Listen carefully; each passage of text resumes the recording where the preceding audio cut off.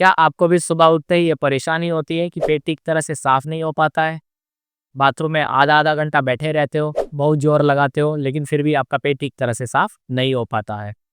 आज हम कॉन्स्टिपेशन के बारे में बात करने वाले हैं और आज इस वीडियो में मैं आपको ऐसी 3 होम रेमेडी और योगासन के बारे में बताने वाला हूँ, जिसका इस्तेमाल करके आप अपने पेट में पुरानी से पुरानी गंदगी को बिल्कुल साफ कर लोगे। दोस्तों, कब्ज़ एक ऐसी समस्या है, अगर ये लंबे समय तक बनी रहे, तो ये हमारे शरीर में धीरे-धीरे अनेक प्रकार के रोगों को उत्पन्न कर देती है, जैसे सर दर्द, जी मिचलाना, भूख अच्छे से ना लगना, लो एनर्जी, चिड़चिड़ापन, यहाँ तक कि आपका पेट फूला-फूला रहता है, चेहरे पे फुंसिया, झाइयाँ आना और आपके इम्यूनिटी सिस्टम को भी कमज़ोर करना स्टार्ट कर देती है।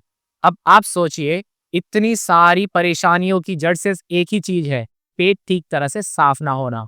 तो इसका इलाज भी उतना ही गहरा और पक्का होना चाहिए। जी हाँ, मैं बात कर रहा हूँ आयुर्वेद और योग के बारे में, जिसके द्वारा आप अपने पेट को नेचुरली तरीके से बिल्कुल साफ कर सकते हो और साथ ही साथ अपने गट हेल्थ को भी बिल्कुल हेल्दी बना सकते हो। चलिए शुरू करते हैं अपने इस वीडियो को।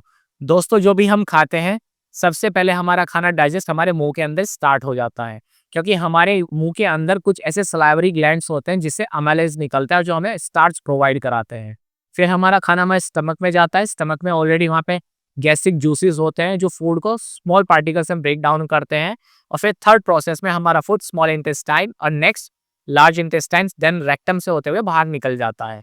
लेकिन जो इस पूरे प्रोसेस में हमारे कुछ बैक्टीरिया भी होते हैं जिनको हम बैड बैक्टीरिया और गुड बैक्टीरिया बोलते हैं। गुड बैक्टीरिया हमारे फूड को डाइजेस्ट करने में हमारी हेल्प करते हैं, लेकिन बैड बैक्टीरिया हमारे उस फूड को सड़ाने का काम करते हैं या फिर हमें वहाँ पे डिजीज प्रोवाइड करा देंगे, या तो आईबीएस हो जाएगा, इरिटेबल बाउल सिंड्रोम हो जाएगा, या फिर हमारे गट हेल्थ की जो लाइनिंग होती है उसको डिस्टर्ब कर देंगे, जिससे हमें हाई बीपी हो सकता है, कॉन्स्टिपेशन हो सकता है, पेप्टिक अल्सर हो सकता है। ऐसी हमें अनेकों प्रकार की बीमारियां दे सकते हैं। अब हमें अपनी गट हेल्थ को समझना है कि हमें गुड बैक्टीरिया को बनाए रखना है और बैड बैक्टीरिया को फ्लश आउट करना है। अब जैसे आप कॉन्स्टिपेशन से सफर कर रहे हो, काफी दिन हो गए, आपका पेट अच्छे से साफ नहीं हो रहा है, किसी डॉक्टर ने आपको परगेटिव मेडिसिन या फिर कोई ऐसा सिरप दिया या फिर ऐसा कोई चूर्ण दिया है जिसको खाने से आप फोर्सफुली अपने पेट को साफ कर लोगे। मान लिया आज भी आपने उस परगेटिव को यूज किया और फोर्सफुली आपने अपने पेट को साफ किया, second day, third day, fourth day, लेकिन फिफ्थ डे या सिक्स्थ डे आप अपने पेट को इस तरह से साफ करते रहोगे तो कहीं ना कहीं आपकी गट हेल्थ डिस्टर्ब हो जाएगी और उस बैड बैक्टीरिया के चक्कर में आपका गुड बैक्टीरिया भी फ्लश आउट हो जाएगा। अब खाना तो आप डेली खाओगे, जब खाना डेली खाओगे तो आपने खाना खाया, लेकिन आपने उस बैड बैक्टीरिया के साथ साथ अपना गुड बैक्टीरिया भी फ्लश आउट कर दिया है, जिसकी वजह से वो खाना और वहां पे सड़ने लगेगा और अनेकों प्रकार की हमें बीमारियां देने लगेगा।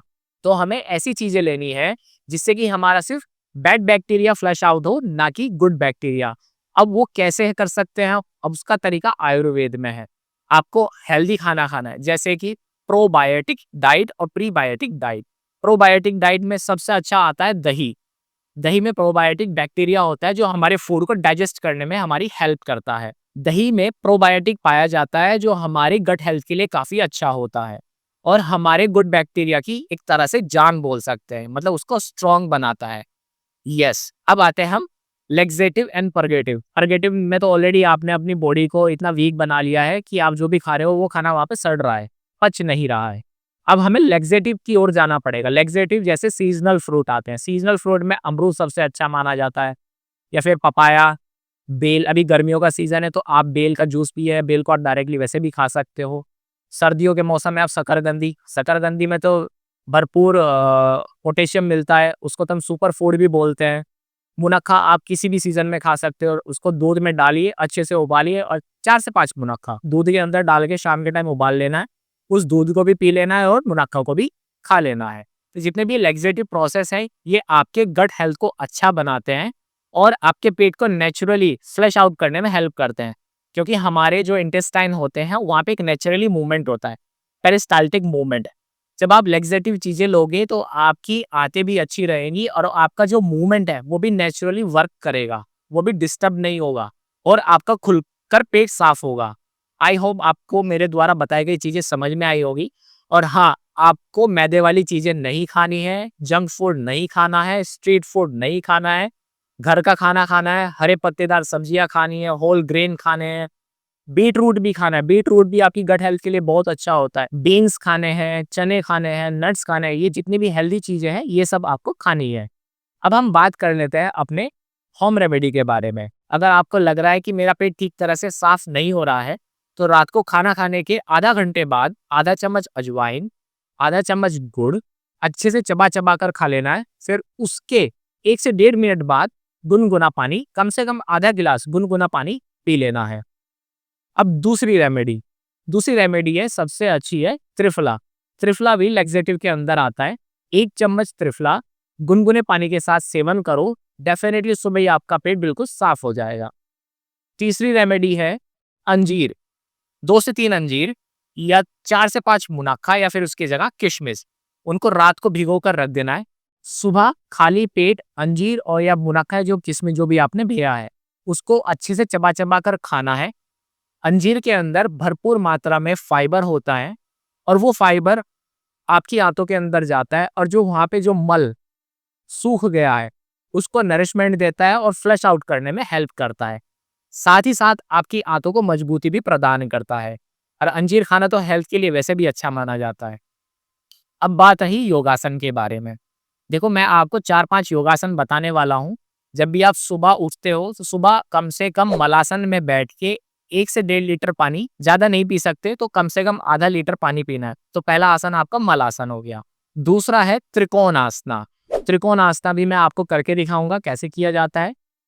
तीसरा है आपका भुजंग आसना और चौथा है आपका वज्रासना। वज्रासना तो आप खाना खाने के तुरंत बाद भी कर सकते हो।